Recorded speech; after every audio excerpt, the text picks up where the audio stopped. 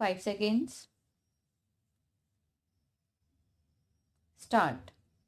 Asia is a huge continent, and the peoples of Asia are all different from one another as they were reared in different cultures and traditions.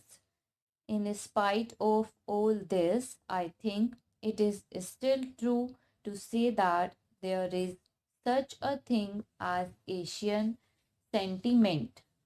Perhaps this sentiment is merely the outcome of the past 300 years of European influence in Asia.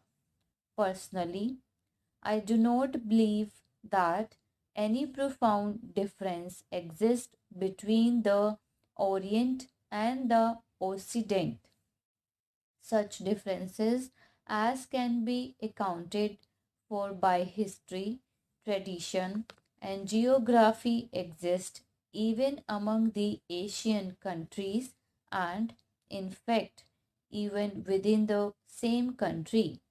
Probably, the existing differences mainly arose from the fact that certain parts of the world developed their resources and become prosperous while others were completely unaffected by the industrial revolutions.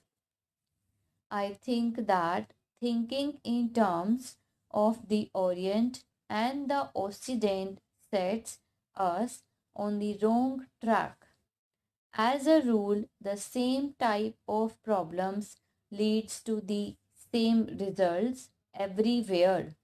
At the same time, there are certain countries like India and China with pronounced national characteristics where history and tradition exert a profound influence on the course of events.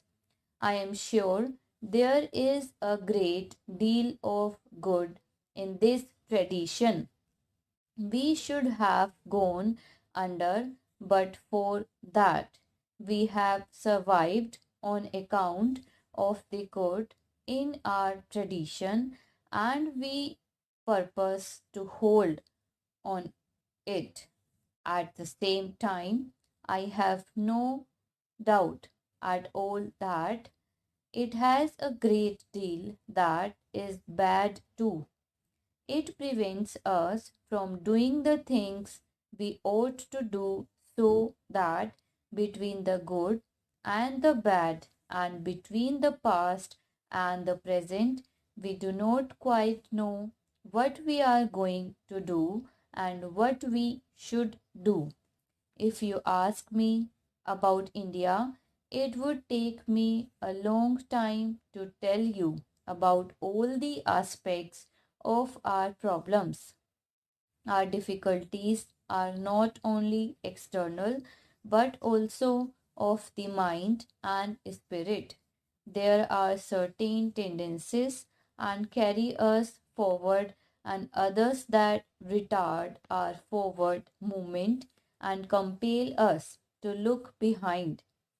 Progress consists in having the essential things of life, and in that sense, we obviously must have progress. We are going ahead, and I hope rapidly. We are harassing science in the service of the nation. Yet a doubt arises in my mind as to whether material progress really constitutes a remedy for our problem. It is at best only a partial solution. Something more is needed. We need a solution of the broad problems that afflict the world today.